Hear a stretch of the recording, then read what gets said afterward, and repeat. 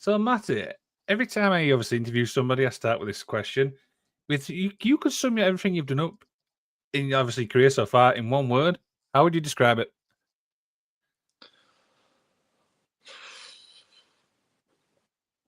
Tested. Ooh, elaborate, please. I feel like I'm constantly tested in different ways, and whenever I feel like I've got it, I realise I very much don't. I think that's also the beauty of my journey is I'm continuously failing, which is giving me the opportunity to learn in so many different ways and get where I want to be in a path that I didn't first see. And now it's meaning gaining a bunch of skills that I wouldn't have had otherwise. Okay, that makes sense. And it's like anything in life, though, isn't it? You know what I mean? You're always learning, right? Yeah. Probably the best way and stuff like that. Now, Matty, obviously we're only on Monday, mate, but how you been? Good, good. I just took a break on the weekend after training, which is nice. Got some shows coming up in the latter of the year, so just enjoying chilling for now before really getting going with everything. Absolutely. So this is an interesting one because you obviously went on Wrestle Wellbeing, and then Wrestle Wellbeing said that obviously you wanted to come on this show. Do you want to tell us a bit about that process? Yeah. I think obviously because I've got such a passion for the different types of wrestling, I thought that would be a good shout. As like obviously that was very on the mental health aspect of things. I think I'm just really enjoying getting out there and meeting different minds and getting to speak about different perspectives on wrestling. Absolutely. And like I said, mate, you obviously probably know this, but I've obviously spoke to quite a few people from PPW. Oh yeah. But we're not talking about that, mate. We're talking about you today, bro. So let's obviously start at the beginning, man. I mean, how did it obviously all begin? I started off at a school in the northeast. That didn't go amazingly. I spent a year training there, started doing a couple of shows, but I was always sort of young boy and not tracked very well, which ended up in me leaving, joining PPW. Been training there for the last 3 years now. It's been a really good process, and I think after having quite a bad process at my first school, coming to there, I came in with a lot of anxiety. And then as soon as I stepped through the door, Liam was really welcoming. Getting to learn from him has gave me a lot more confidence, especially in the promo aspect of stuff. I was really skittish about, can I talk about this? Can I say this? Can I do this? And he made me understand that I should just be comfortable. And if I feel something, an audience member will feel that too. So it made me feel really confident in going into that and further into a character about being the last choice, being the person that's never picked, relating to that first process of coming into a school and not really being what they wanted. Okay, that makes sense. And what's obviously some of the things obviously Liam's taught you? What's like the biggest things? The biggest things is wrestling is fun, so we should be having fun in there. I think that's one big thing. Obviously, you can talk about the training that we do that's focused. Like we have so many different sessions. We have open sessions, we have fundamental sessions, we have coach sessions, and we have takeovers. So in different points, we'll be going over different things, learn different styles. But overall, I think the main points in wrestling that you learn are the little things in between where you're getting taught that wrestling is fun. We should just be going out there, and sometimes you should just be feeling it. We've all came in with like this idea as a kid that this is just, we want to be superheroes. I think a lot of the time, because it's such a competitive business, everybody gets down, everybody gets a bit depressed about it, about positions, about getting booked and all of this. And realistically, we just want to wrestle in our underwear. So why don't we just have fun with it? I think that's been something that I've really had to understand over the last year is this isn't like, I'm not magically just going to get there. So why not in the process just have fun with what I'm doing? Absolutely. And it's funny you say that because obviously I've spoke to a lot of people and the two things that come up every single time is having fun and then the small details obviously what matters. Do you know what I mean? Yeah, definitely. I think that's the other side of it completely. Like, obviously, I have fun, but then when you start realizing from me, especially when we've got the takeover sessions, you get different aspects from different minds who have trained at different places, they've been wrestled at different places, they've had different levels of experience, and having people like Manders, like Oku, and like Luke, Jacobs, G Money, all of them come in for sessions has been extremely helpful. Where I wouldn't have understood that otherwise. I wouldn't understand they plan a match like this, or they look at this, or like a good one is if you've ever seen Eddie Guerrero do the drop down. He's the only person who will ever fully hit someone and actually trip them up, and it's a really cool little detail, and like stuff like that gives you a little connection to the person. Like a fan may not know what a good and bad wrestler is, but when they're watching wrestling, they're probably going to like the guy who's good at all the things. Okay, yeah, that makes sense. And what was obviously the most impactful takeover for you? Ooh, there's a couple that I've really enjoyed. I really enjoyed the Gene Money one, the Lana Austin one, and then more recently, having Leon in has been really enjoyable. I think I enjoy them all for different reasons, and I think that's why I wouldn't really put one better than another. I think for preference, maybe the Lana Austin session, because me and Willings got to have a match there, and I felt like that's one of the only times that I've really completely let loose in the ring, and I think that I found a beauty in that, and just letting yourself go and stop worrying about everything, and everything will just come into place as you're in the ring. As I think every different teacher that comes in, or different wrestler, you get different value from it. So learning how to put a match together is so much more different than character work and figuring out why a character does what it does, why a good guy is the way they are, why a heel, a bad guy would do the actions that they would do, because we all want to live through a story. We all want to be vicariously enter the wrestling world. So to do that, you need to combine all these different things. Yeah. Yeah, now you mentioned obviously having fun and stuff like that. Now, I get obviously having fun from Nathan Black. What's he obviously like behind the scenes? A bit of both. Sometimes is lovely, even if he is evil online, and at other times he is just that. He'll just come in, have some fun, and yeah, he loves his social media, constantly working on stuff. But you've got to respect that. Like whenever I see him, he's editing, he's doing something, he's working on something, and his content is brilliant. And you're gonna watch it because it is so funny. That said, he is Nathan Black, so he does go around chanting size. Yeah, he's a natural heel for me, but do you know what? I mean, everyone says that he's such a gentleman Joe behind the scenes. Yeah. He's brilliant. Like he is both such a brilliant guy to come out and say all these things and really get people to react. But at the same time, he'll come backstage and he's brilliant. He'll give you a really nice chat and like just make you feel better when you need it. Give an open ear when you need it. Okay, absolutely. Now you may see obviously a video playing in the background. That's obviously Alfie. I mean, what's she obviously like? Because she's just so much fun when I interviewed her. Oh, she's brilliant. She's brilliant. She's constantly talking about character ideas, stuff with DD. That's been really fun to hear that mind and like all the different character directions she goes in with that. And like, I think because I tend to veer towards like an All Japan, the more serious part of wrestling, I really enjoy just having a chat about character stuff and how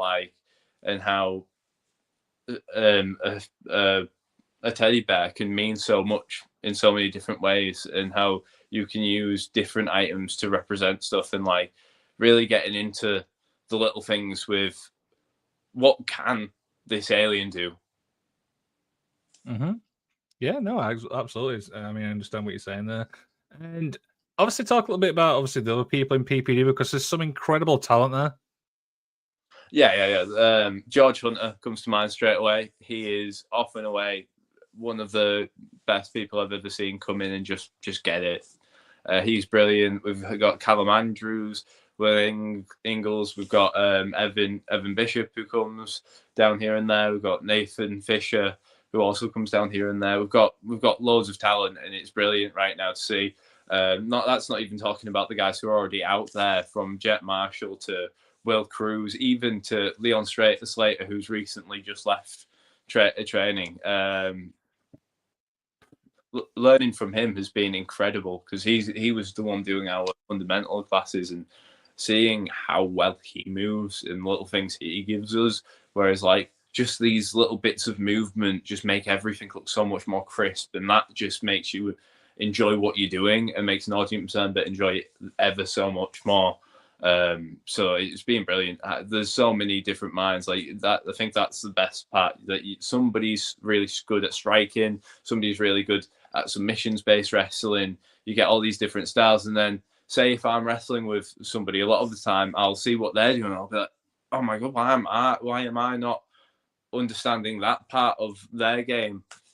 Carl Andrews, you go in the ring with him, he'll tie you in knots, and like there'll be sessions where we'll do some amateur wrestling, and I'll just be like, and we'll just do some like scraps, and then I'll be put in positions, I'll be like, that's so cool, and I'll just roll, and we'll be in a pin, and I'll be like, that's so cool. If I'm ever randomly there, I'm going to use that. That was so fun. So definitely some of the best experiences. Yeah, like on open sessions especially, we have the opportunity to have like an hour or so where we just have the ring together. So some of them are my favorite experiences of getting in the ring with people that I usually wouldn't, and getting to see what we can do together. Have you been in the ring with Jet? Because I imagine that was you got to have eyes in the back of your head for that one. Yeah, it's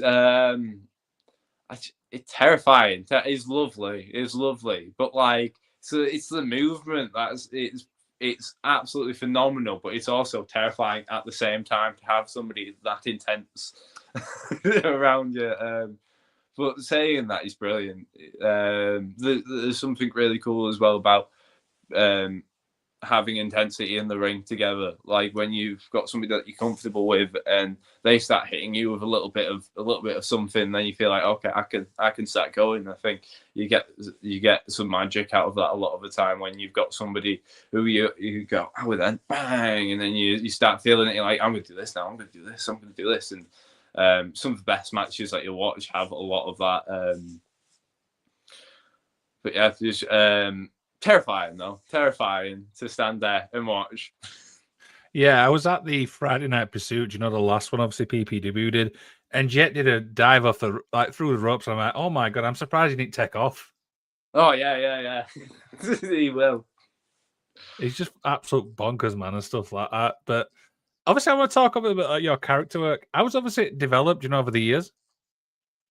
So I started off, obviously, as I said, I got young boy. I wasn't amazingly, and I had split dye hair, and I was quite athletic naturally. So they went, "You're Jeff Hardy," and I went, sort of, not really. I'm not that cool for one. Like I've never been somebody that's outwardly like. You don't see me in public and go, "That's Jeff Hardy." I don't have that aura, that vibe. I don't have that. I'm sorry, but I don't. And then on top of that, it never really felt like me. So also while being there, I wasn't given a lot of help with promos and stuff. And then they also like I did a promo for 10 minutes. A guy took a mic off me and then told an entire class how bad my promo was. I was heavily discouraged. So when I came to PPW, I used that. I was trying to do promos. I wasn't sure how to put it together, and little pieces of this were coming out. Liam noticed immediately and then started going, if something's happened to you, don't be afraid to bring that out. Don't be afraid to talk about that, because it's their fault, not yours. You don't have to feel guilty about that. And that let me go with the promo stuff and the character ideas, because then I went, I don't need to be cool. I don't need to be this. I don't need to just move on. I can use this. I can use this moment as something. And then that turned into the last choice, and the idea that I am the one that always gets pushed aside. I'm always the kid that tries so hard, and I'll never get the same opportunity that somebody else will, because I don't speak the same way. I'm not confident. I'm not him or her. And then that span on to maybe I'm just the last choice, but maybe that's not a bad thing. Maybe that's something that I say and it stops somebody and they go, who's that? And then from there, understanding that there's so many different ways I can go with that, and I can go from the idea that maybe I'm the last choice and maybe that's it. Maybe maybe that doesn't matter.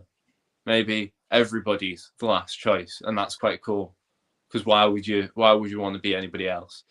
And then on the other side of that, understand I can have some fun with this, and I can be quite whiny with it, and I can get an announcer to announce me as the last choice. He does not want to be called the last choice, Matty Carter, and have some fun with that. And yeah, understand that there's different sides to a character you can develop, especially coming with something with a big grunge vibe. At first, I was quite scared of going, okay, if I am the last choice, I don't want to talk that much because that's going to mean it's not cool. Then I realized that's the interesting part, that I might not be cool, and maybe accepting that there's more in accepting that than there is trying to put labels on everything. Yeah, absolutely. That does make sense. So, would you say then, obviously, when you went to PPW, there was a bit of a confidence thing because obviously what you went through, like at the start? Yeah, completely. I was terrified when I came in there.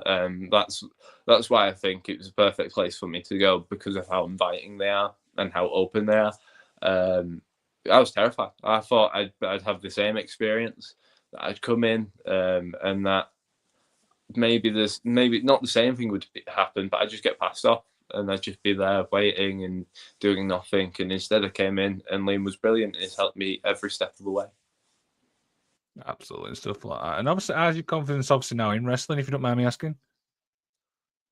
My confidence is much higher than it was. I'm somebody that's open about the fact that my confidence will go up and down and fluctuate quite a lot.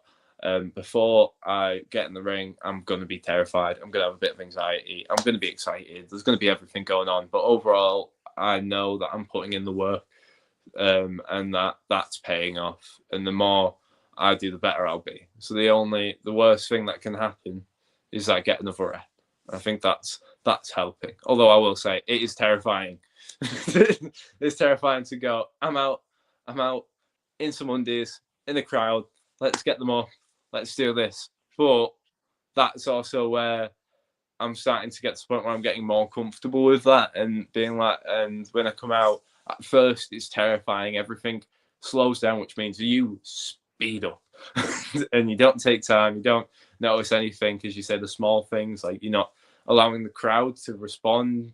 Like there's a clip of me just sprinting round into the ring and not taking my time in an entrance because I'm not thinking about it. But really, that's one of the biggest parts for a crowd to connect with you. So like getting better at doing even simple stuff like that, where I can take more time coming out and listen to what a crowd's doing, and then trying to react to that and try and figure out, okay, this is how I'm gonna go. So yeah, I think gaining confidence slowly. It's like we every wrestler and stuff like you're taking the crowd like on like a journey type thing in a way. Yeah. Which obviously Yeah. that's probably the prime example. Yeah, definitely. You take a crowd. You're telling a story after all. You're going. You're establishing characters that have a conflict, and you want to see how that conflict goes. And through that, the beauty of wrestling, I think my favorite part of wrestling is that 5 minutes where you just get lost, where you forget about everything. We're in the ring, and I care about this guy, and I want him to beat up that guy, and that's all that matters. And he does this stuff, and I really like this stuff. I like this stuff more than his stuff, but his stuff is still good, and that's why this is really cool to me, because there's two guys that I want to watch, and that's the beauty of it. But as I say as well, that's the hard part, where we've got to learn how to take that crowd on a journey. Yeah, absolutely. It is obviously PPW tough when you're in a way, and I don't mean obviously for criticism. I run about like obviously tough like to learn. It's quite well taught at PPW, the way they go about it, with how many different classes there are and different trainers there are. When now we've got Gene Money in on Mondays, on character development sessions, and now we've got a kid like us too. He's doing the fundamental classes that Leon was doing now, and that's obviously in-ring fundamentals, going through tech work, the starts of matches, stuff like that, and like little things that you don't necessarily think of, just cleaning up your wrestling. and then we have Liam for open and coach sessions. And having all them different sessions allows for you to go through different points of wrestling and have Liam or a different trainer come up to you and give you advice on that specific part of wrestling. I think that's one of the best parts about it, having these different sessions where you learn a different thing to focus on. I think that's really helpful. When the school that I went to, it was very much, we learn these 3 versions of the start of a match. Then we learn this wrestling for this crowd only. And that means then you can get really good at that one type of wrestling, but you might not develop to a point where you can go to other places and wrestle there. So I think that's something Liam's phenomenal at, is giving people advice based on them, which there are a lot more schools now that are doing that, which is brilliant to see, from Hustle to Elevation to Play Fight to Fight Factory.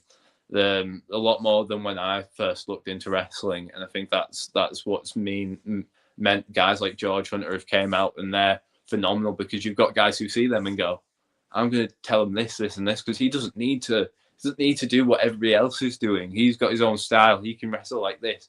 Or Matty Carter, he doesn't need to be a guy who's massively focused on this aspect of wrestling. He can do this instead. And then you drive them points across. An audience member does it, like, a lot of the time when you're watching wrestling, you don't care about everything that wrestler can do. You care about this, that, and the other. So, for example, Adam Cole comes out. You want to see the boom. You want to see him hit super kick. You want to see him hit the Canadian Destroyer. You want to see him hit them moves and do the taunt. That's what you want to see. But you don't want to see him do tech for 50 minutes. But you get a guy like Zack Sabre Jr. in there. You want him just to do tech. You don't want to see him taunt. Why would you want to see him taunt? I want to see him do some tech and tap somebody out.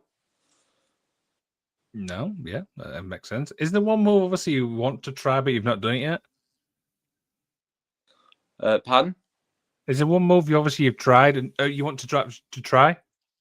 Oh, idiotically, I want to try and do the Ali inverted 450, the 054.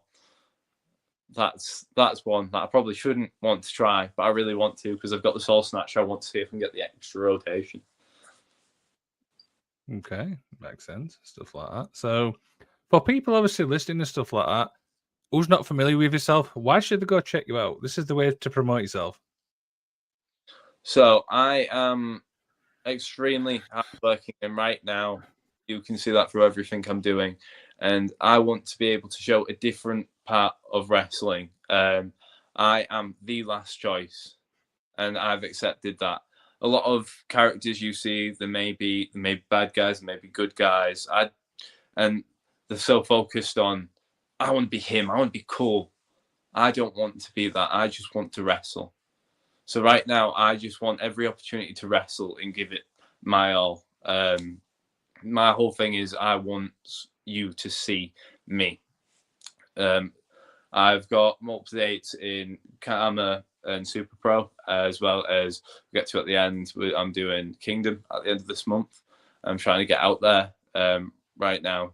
So yeah, I'm just really excited to get out there and show a grungier character. There's a lot of cool guys out there, and right now I want to show something dark, not in a spooky way, but in quite a grungy way. If you've ever seen Billy Kidman, Flock-esque, that's something that I would like to cultivate. That type of character base where I don't have to be the chosen one, where I can just develop myself over time and slowly show an audience why they should invest in me. You mentioned obviously SPW there. Now, I didn't realize you were there till last minute. What was that experience like? Because that's my home promotion.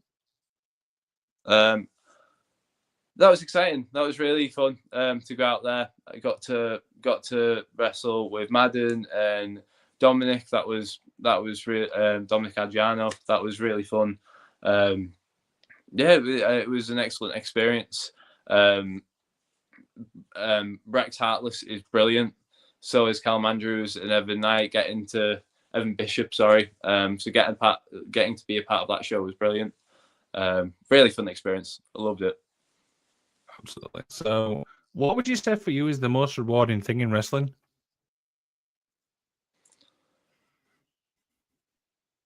The feeling when you know you've done something well, when you know you've got a crowd to connect with what you've done, or when something in the moment comes and it hits exactly how you want it. I think that's one of the most enjoyable parts of wrestling for me, when I can get in the ring with somebody and just go on the fly and just read positioning, and then we hit something and then you get a reaction. You go, that's it. That's the beauty of wrestling. We've got them. They feel what we feel right now, and this is cool factor of wrestling. I think one of the in-house shows I wrestled Liam Slater, and that's my favorite match that I've had, because I got to have that moment of in the ring going, this is it. I'm a wrestler. This is so cool. Yeah, absolutely, and stuff like that. Let's catch up, obviously, on the comments and stuff like that, because my comments are going absolute crazy. Now, Jack Feast, obviously, is a guy I work with and stuff like that, and it says, what's his favorite WWE belt ever? The Eddie Guerrero WWE Championship. Any particular reason why that one? I just like it. It just looks real nice. I just think it's like seeing him with the belt and Brock with the belt. I always was like, that is the nicest looking wrestling title to me. Yeah, I guess absolutely. So, being obviously in wrestling and stuff like that, is it hard to watch wrestling from a fan's point of view still? No, but I do definitely watch different wrestling than I would have before. The other day, because WWE Vault's around, it's brilliant. Anybody go check out that. They're just shotting out everything onto it. 90 minutes of Perry Saturn, and that was brilliant. I probably wouldn't have watched Perry Saturn before, but now, oh my god, he was sick. That was so fun. But yeah, I'd watch different stuff now. Like I watch a lot more All Japan. Watch a lot more old ROH, old TNA. But I used to just watch WWE, to be honest. And then I met my partner. Her dad introduced me to all these different types of wrestling, and since then, I wouldn't really watch WWE in the same way, because I now have a different mindset on where I'm like, I like the graps of it. I like the intensity of it. I like the strategy that these two guys are using, and obviously in a more westernized approach of it, you don't get as much of that. It's less of Mortal Kombat, Street Fighter, and it's more of a television product. Yeah, absolutely. Know some of your favorite wrestlers you like watching? Oh, I can't. Ashino, Abe, some All Japan guys. In WWE, Dominic Mysterio is my favorite guy right now to pair with any of that stuff. Absolutely love all the stuff he's doing. And then going further back, it would be Kurt Angle, Daniel Bryan, Bryan Danielson, AJ Styles, and Samoa Joe probably would be some of my absolutely. I mean, you mentioned obviously Kurt Angle and stuff like that. Do you like that? Obviously, that technician style wrestling. Yeah. I love the way Kurt Angle does it, because it's from a different. It's a different mindset of it. It's more MMA based, as like a lot of tech wrestlers traditionally wrestle in a very pro wrestling way, as Kurt Angle mixes between them, and I think there's a beauty there that very few guys can encapsulate. So I love the stuff he does. Him and Joe in the cage, that is one of my favorite matches I've ever seen, because they mix wrestling with the MMA so well. I don't think there's many other guys that do that. No, absolutely. A lot of people say that obviously TNA Kurt's better than WWE Kurt. Do you agree? Yeah. Him and AJ. all day. I think in WWE, him and Michaels, I do also really like. That's one of my favorite WWE matches. But I think his TNA run is much better than his WWE run. Yeah, absolutely. I mean, everyone. I mean, I can think of so many great TNA matches. There's some good ones in WWE, but if I had to pick side by side, it's got to be TNA for me as well. Let's be honest.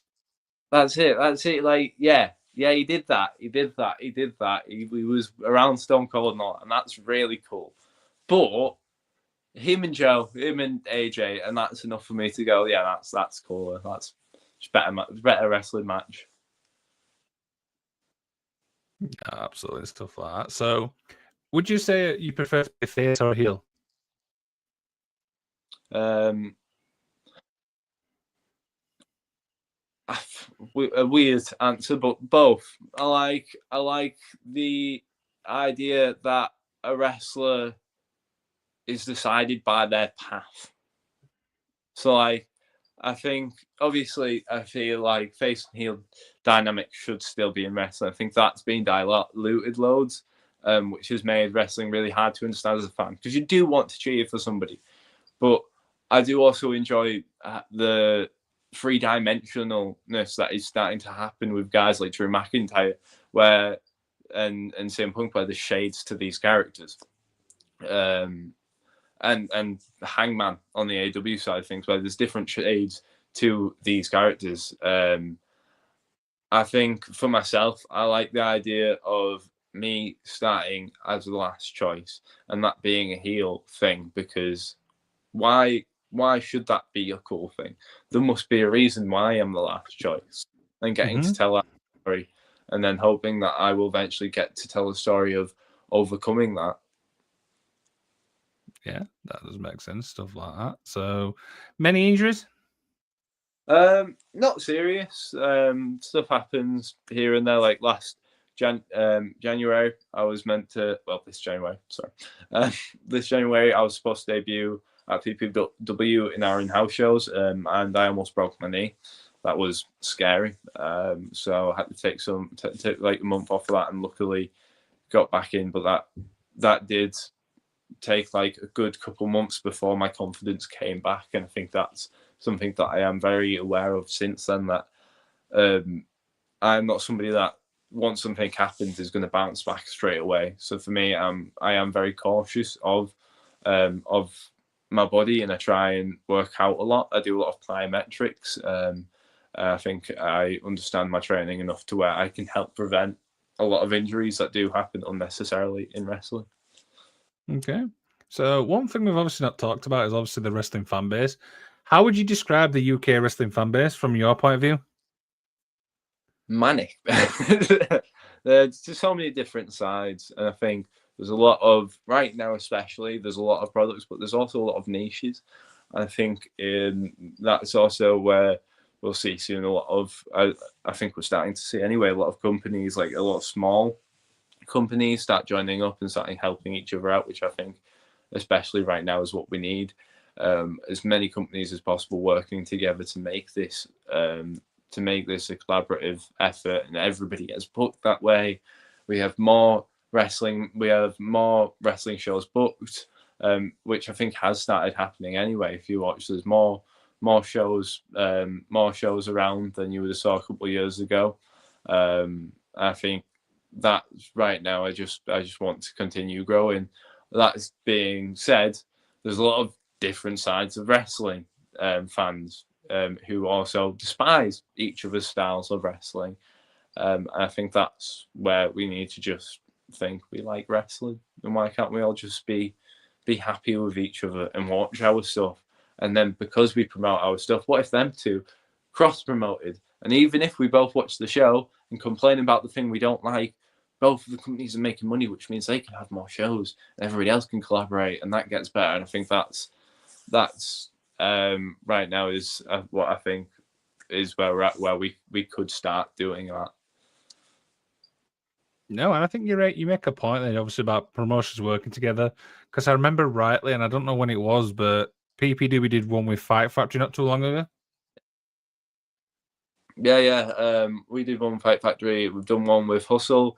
obviously our shows, apart from Friday Night Pursuit, which is very much now like the ones we do as in-house shows are more training based. They're more to give us reps. The newer trainees who are going out there getting their first shows to get some reps in and figure out how to react to a crowd, how to perform, and how to wrestle. Because it's scary. It's very scary to wrestle for the first time in front of a crowd. Very intimidating. So like, but now we're having the in-house shows, which are much we're having Friday Night Pursuit, which is so much different. Where we've got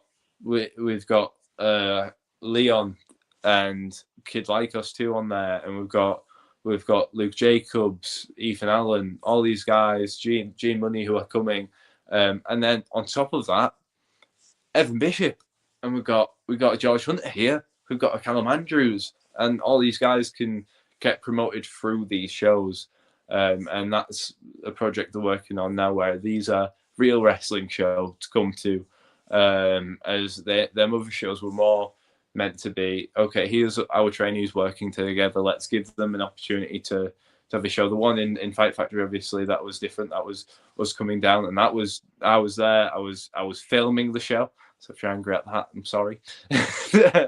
But that was really enjoyable to see. Again, George Hunter, Liam, Nathan all being a part of that. I think that they did brilliantly. The show was lovely to watch, and I think even if we're not going to each other's shows, just promoting each other's content may help somebody see these other shows. And we, as I said, we just grow together. And now I think we're at a point where all the schools, a lot of people know each other. I'm going to start going down to Evo and Fountains and different training academies. And I think other people have already started doing that anyway. We've got people like Jay Smiley, who's coming from Matty Jones's school. And now it's just free flowing, where you learn from everybody. And that's so much better than where it was. Like a lot of people will tell you about how like it used to be, you can't work there, you can't work anywhere else. Because now you're running the business, you can't do that because you need to. You're our guy. You've got to wrestle for us. I think that can be quite damaging on anybody making money in wrestling, because then you're scared to go anywhere, and we don't collaborate, and people don't see new things. You don't get guys like George Hunter that way. You don't get guys like Evan Bishop that way, who are just out there doing these brilliant things. Absolutely. You mentioned obviously Friday Night Pursuit there. Now, one thing I like about that actual show is you might put like saying so and so is going to be on that show, but you don't post the matches, and that's what made that show so interesting for me when I went to the first one. Yeah, I think that's something that Nathan's brilliant at, like the marketing side of things, in terms of like, that's really cool. Why do you need to know what a wrestling card is? Well, you can guarantee that you're going to enjoy yourself, and you know that. Otherwise, why would it be sold out so quickly? Same with the next one that's happening. You want to see that because you're excited for what can happen, and that's being lost a bit in wrestling. There's no surprises. There's no like debuts or anything like that. Royal Rumble this year apparently has no surprises, and I feel like that's kind of sad. We all love that in wrestling. Like, I want to see, like, when Edge came back, I don't like Cole as much now, but when he came back, I was like, oh my god, this is so cool. He's the best wrestler in the world ever I've seen in my life. Spyro's hitting, he's out, and he looks so cool. I think there is something really, really cool to that. That Nathan was brilliant at pointing out straight away, that like, this is so much more intriguing to me that it's not being announced, because then next time there might be somebody else. You might get a Rio on the card, and then that's even cooler. Trent Seven might come down, and that's obviously me shouting random names at that. I'm not confirming anything, but that's a cool idea. That like a show like this, maybe even other places do a similar thing, and it's oh cool. Everybody's collaborative, and as they said anyway, everything that was donated, it was a free show, and all the money donated would go to the wrestlers individually, which that's brilliant. That gives them more opportunity than going, okay, I'm going to put a show on and everybody's going to pay, and then I'm going to give them pay individually, and then the trainees might get a little bit less, No, they've done a show, and the crowd has been able to pay them individually how much they think they were worth for their time. It's an interesting concept, and do you know what I mean? It's something I can get behind. Do you know what I mean? Yeah. Especially when a lot of the time you might go to a wrestling event. I'm not saying this is anywhere, but like you might not like that main eventer. You may think he's boring. You may not want to pay him however much he's getting paid. He's probably getting paid more than the other guy on the show. Like say you're in that scenario, it's probably nice that you get to go to the other guy and go, "Oh, you might not get paid much, mate. He's a fiver. You did brilliant. I loved it."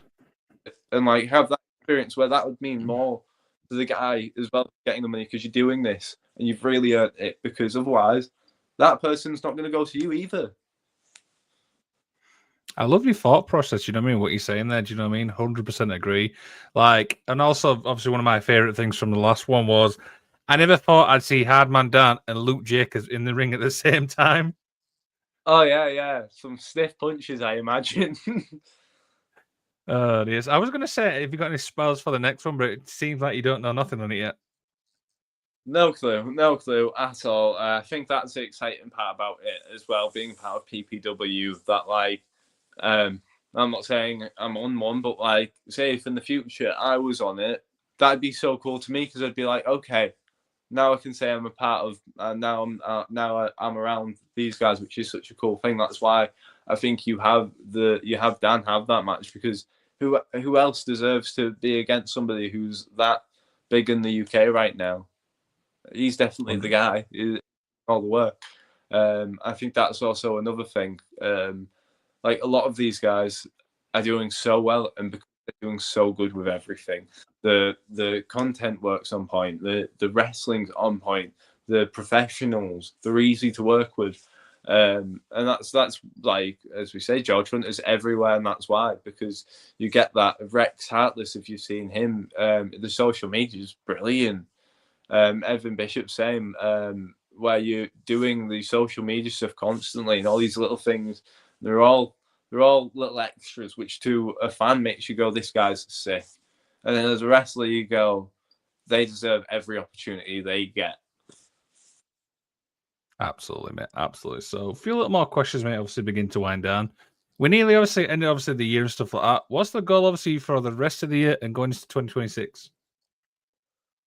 To wrestle as much as possible right now. I want to get as many as you say reps in as possible, so that by this time next year, I have leveled up my game. I am everybody around the Yorkshire area would know who I am, who's watching the wrestling shows. I want that. I want where I'm working with as many companies as I can, doing what I can to really show who the last choice is. I'm really excited with the fact that like I am getting bookings. I've came out there and it hasn't been awful. I haven't just done one show and it's been like, okay, nobody wants to see me. I've had the opportunity to have people come up and give me opportunities and talk about opportunities later down the line, to where at this point I'm comfortably getting booked once a month, which is really nice. I've only done a couple of shows and I'm getting consistency. So I'm hoping by next year that consistency will be higher and I'll be traveling a lot more, and I should be wrestling more and get to try some new cool stuff. My aim next year also is to have a match with George Hunter because I didn't get to have my match this year, which I was very sad about. So hoping to get that.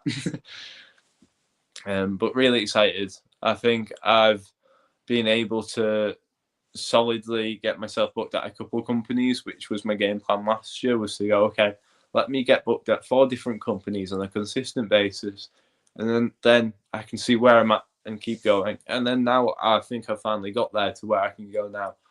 Okay, what can I do now to get to the next place? What can I do to get to the next steps? Yeah, absolutely. So you mentioned obviously George Hunter there, and that kind of leads me into my next question. Top 3 opponents. You've already mentioned George. Is the other 2? Yeah, so somebody I want to wrestle. I haven't, sadly, yet. I really want to, George. Top 3 opponents to wrestle. George Hunter. put me on the spot. Oh, this is hard. I think I'd love to wrestle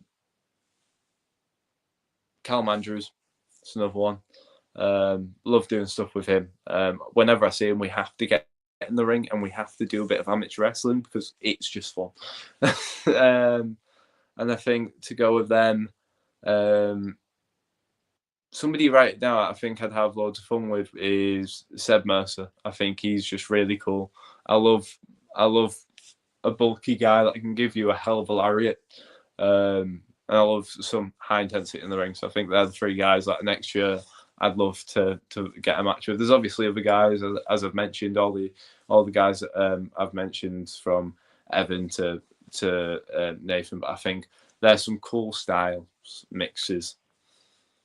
Yeah, I've seen Seb's work and stuff like that. I think that'd be an interesting when you and Seb. Yeah, definitely. I'm definitely a striker. I like my kicks. I like my knees. I like a German here and there. I like to do a flip occasionally. So I'd love to go against a bruiser, a real brawler, and see how I stand up. Absolutely. So you obviously sent me some stuff to promote. I'm just going to play this video, and I want you to explain it to me because I don't know obviously the concept. So here we go.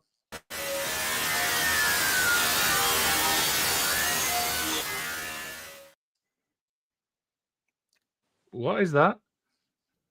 So that is an edit screen with a glitch on. But essentially, me and a couple of guys from are representing Fast Count. So me, Alan K, William Bella, James McWheel. I can't pronounce it. Nobody can pronounce his name. You know who I mean.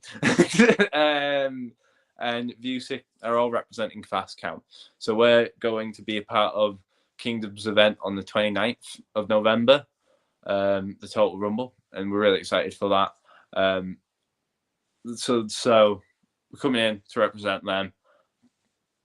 There was plans for other stuff, but right now I'm just excited to be a part of it, to work with all the people. As you can see, there's a lot of people from Tommy Rocker to Brandon Prince to Nash and Horace. There's everybody there. So really excited for that. A bunch of people I also haven't been around a lot, so that's going to be exciting. Always nice to get around different minds in wrestling. Billy as well is going to have a match. I'm excited to see him. Love Billy. So really excited for it. We're going to be a part of the Rumble, so excited to showcase Fast Count.